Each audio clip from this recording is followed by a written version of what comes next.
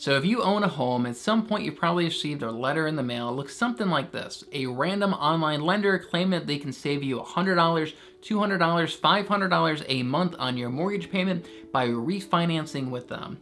But the truth is, most of these letters are practically scams. And today I wanted to break that down for you and explain why that is. I also want to go over when it actually does make sense for you to refinance your home. I'm going to share with you a simple formula that you can use on your own home to determine if you actually would save any money by refinancing at a lower interest rate. So before we dive into this, I want to lay a foundational understanding of how your mortgage payment actually works. So every month, your mortgage payment that you make to the bank is actually comprised of at least 4 smaller payments. We call this PITI, P-I-T-I. So the P in PITI stands for principal. So this is a portion of your mortgage payment that is going straight to paying down your debt to the bank. So how much you still owe the bank.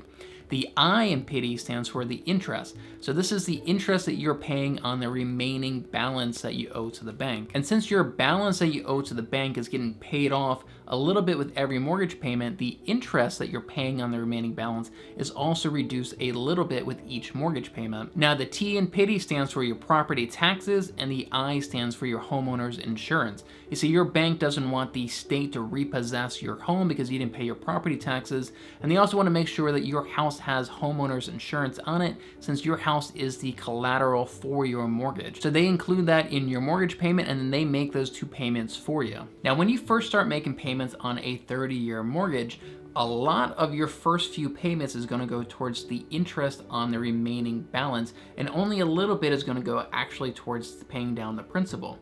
But since every single mortgage payment that you make, your principal balance is lower just a little bit, that means that the interest that you're paying on each subsequent mortgage payment is also going down just a little bit more. But if you have a fixed rate mortgage payment and you add up how much of that payment is going towards interest and how much is going towards principal, the sum of those 2 numbers is always the same for every single payment, but what changes is the ratio of how much is going towards principal and how much is going towards interest. So if you were to actually graph out your mortgage payment, this means that at the start of your 30-year loan, a lot of your mortgage payment is going to go towards the interest, and it's going to slowly come down and then quickly, faster and faster, start making a lot more progress. So it's going to have a gradual decline and then pretty quickly curve down in those later years of your mortgage. And now at the same time, how much of your payment is going towards principal does the exact same thing, but in the other direction. So it's going to have a slow, gradual upward motion and then quickly curve upwards as more of your mortgage payment is going towards paying down the principal. And as you can see, you really want to get into the later years of your 30-year mortgage where more of your mortgage payment is going towards paying down the principal, and you want to get out of these earlier years as soon as you can. But what's funny is that the banks and your lenders actually want you to stay in these earlier years here where more of your mortgage payment is going towards the interest and less of it is actually going towards the principal. So let's look at some real numbers here. And let's say in 2010, you bought a home and you took out a loan for $300,000 at 4% interest. When you add up the principal and interest on all of your mortgage payments, it's gonna come out to $1,432 a month. And on your very first mortgage payment, that breaks down to $1,000 going towards the interest and $432 going towards the principal, paying down your debt to the bank. Now, if you fast forward to today and you're now 10 years into your 30-year mortgage, instead of $1,000 of each mortgage payment going towards the interest, which is the profit that the banks make, now only $787 of each mortgage payment is going towards the bank. And now instead of $432 of each of your mortgage payments going to pay down your debt, you now have $644 going to paying down your debt. And instead of owing the bank $300,000 like you did at the start of the loan,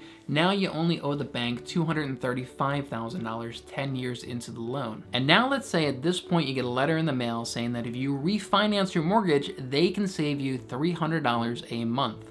And let's just say it's at the exact same interest of 4%. So let's look at what would happen if you actually move forward with this. So first off, instead of you paying your mortgage off 20 years from now you're starting a brand new 30-year mortgage on your remaining balance of $235,000, and you're not gonna finish paying that off for at least 30 years. But if we look at it a little bit more closely, we see that when you're 10 years into a 30-year mortgage, $644 of every one of those payments was going towards paying down your principal and building you equity in your home. And I look at paying down the principal and building equity in your home sort of like you're putting money into a savings account, which you can't touch until you sell your home. So you're essentially saving for the future by paying down your principal. But now if you're starting a brand new 30-year mortgage, the amount of your mortgage payment that is going towards your principal goes down from $644 down to $339. And this is where that $300 savings is really coming from that your mortgage lender is promising you. So it's not really saving you any money. Just instead of you building $300 in equity in your home, you instead get to keep that money in your checking account. But it actually gets worse than that because your new lender is going to be charging you closing costs for the privilege of refinancing your home. And they most likely would just be adding these closing costs to the balance that you owe on your mortgage. So your closing costs include things like an application fee, a loan origination fee, a settlement fee, a title search fee, an appraisal fee, a credit report fee, etc. And generally these add up to about 2 to 6% of the loan amount. So the national average closing cost for refinancing a mortgage is $5,779, and this typically just gets added back to the balance that you owe the bank. Now, oftentimes your lender may require or highly encourage you to buy points on your mortgage, and this is a one-time upfront fee that actually lowers your interest rate on your mortgage. And points may cost you a few $100s, all the way up to a few $1,000s, and they also just get added to the principal balance that you owe the bank. Now, despite the fact that buying points will lower your monthly mortgage payment slightly, for the vast majority of the time, they are not worth it, and you're gonna end up spending more money in the long run by buying points on your mortgage. You see, the lender is gonna highly encourage you to buy points on your loan when you refinance because they make more money by selling you points on your mortgage. And the reason why points are not worth it for the vast majority of people is because most people either sell their house or refinance their mortgage long before they actually see any savings from buying points. To determine if points are actually worth it for you, you need to do what's known as a break-even analysis. So as an example, let's say your lender says for $4,000 up front, you can buy 1 point, and that's gonna reduce your monthly mortgage payment by $57 a month. And so that means it would take you 70 mortgage payments or almost 6 years to recoup your initial investment of $4,000 and before you actually start saving any real money. So if you know ahead of time that you are gonna live in that home for longer than 6 years, let's say that you're retiring, and you don't plan on refinancing your mortgage within those 6 years, then yes, this actually could save you money in the long run. But if you're like most people and you don't know if you are gonna be living in the same house 6 years from now, or maybe you plan on having a larger family in the future, then buying points most likely is not worth it because you're either gonna sell your home or refinance that mortgage long before you see any savings from buying the points. And unfortunately, there are a lot of people out there that refinance their mortgages every few years or do a cash out refinance, and they do pay for the points every time to get that lower interest rate, and they never make any real progress on paying down their debt to the bank. In fact, there's a lot of people that all they're doing is increasing their debt to the bank every time that they refinance. So in the first example I gave you, I showed you how refinancing your mortgage at the same interest rate in order to lower your monthly mortgage payment really doesn't make any sense. And I also showed you how paying for points when you refinance for most people also doesn't make any sense. But we are seeing historically low interest rates right now, so you're probably asking yourself, what about refinancing to lock in a much lower interest rate? And yes, sometimes it does make sense to refinance to lock in a lower interest rate if you're gonna live in the home long enough to take advantage of that. So to determine if it's worth it for you to refinance to lock in a lower interest rate, we're really gonna need 3 different numbers for you to do your break-even analysis. And the first number is gonna be what your current balance is on your mortgage. So you can log into your bank account or look at your most recent statement and figure out what this is. In our example, when we were 10 years into a 30-year mortgage, our current balance was $235,000. So the second number you need to figure out is how much interest you're paying on your current balance a year right now, and then determine how much interest you're gonna pay a year with your new interest rate. And the difference between these two numbers is gonna be about how much you save every single year in interest. So with our example, we owe $235,000. If we multiply that by 4%